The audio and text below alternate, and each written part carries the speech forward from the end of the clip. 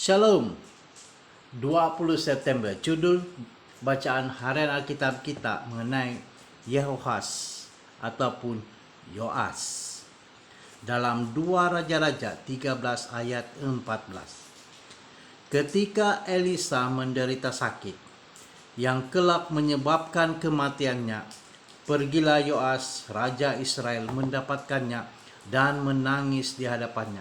Katanya, "Bapakku, Bapakku, rata Israel dengan pasukan berkudanya." Yoas ataupun Yoas menggantikan ayahnya Yoas di atas takhta di tengah-tengah masa yang sukar. Orang Aram terus menindas dan mengancam mereka. Raja baru ini hanya boleh mengharapkan pembebasan Tuhan melalui bimbingan Elisa, Nabi Tuhan. Bagaimanapun Elisa menderita sakit dan hampir mati. Hati Yehoas sangat sedih apabila dia melihat keadaan Elisa.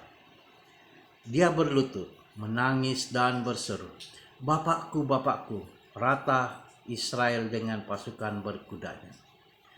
Kita dapati ungkapan ini diucapkan 50 tahun sebelumnya.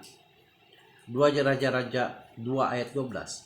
Nabi Elisa sendiri mengatakan perkataan yang sama apabila dia melihat kereta api membawa Elia ke surga.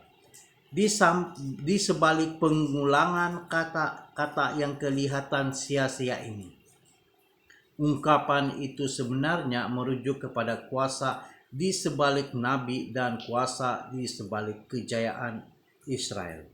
Elisa merasakan penderitaan Yehoas sehingga dia menjemputnya untuk mendapatkan busur dan beberapa anak panah dan memerintahkannya untuk membuka tingkap sebelah timur dan menembak panah itu.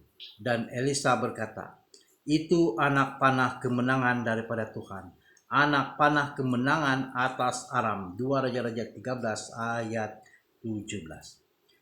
Kata-kata berkuasa dan pengharapan. Kita tidak kesorangan. Tuhan kita yang maha berkuasa bersedia membantu kita dan memberi kita kemenangan. Elisa menambah, "Engkau akan mengalahkan orang Aram di Afek sampai mereka habis." Kemudian satu lagi tindakan simbolik diperlukan. Yehoas diperintahkan untuk memukul anak-anak panah itu ke tanah. Tetapi raja itu memukulnya ke tanah hanya 3 kali. Nabi itu marah. "Seharusnya engkau memukul 5 atau 6 kali. Dengan demikian engkau akan mengalahkan orang Aram sampai mereka habis. Jadi sekarang engkau hanya akan mengalahkan Aram 3 kali sahaja." Jika kita meminta Tuhan untuk perkara-perkara yang besar, mengapa kita perlu menghadkan usaha dan matlamat kita? Tujuan-tujuan yang besar memerlukan pengorbanan yang besar dan selalunya kita perlu mencoba sedaya upaya sebelum kita berjaya. Amin. Tuhan berkati.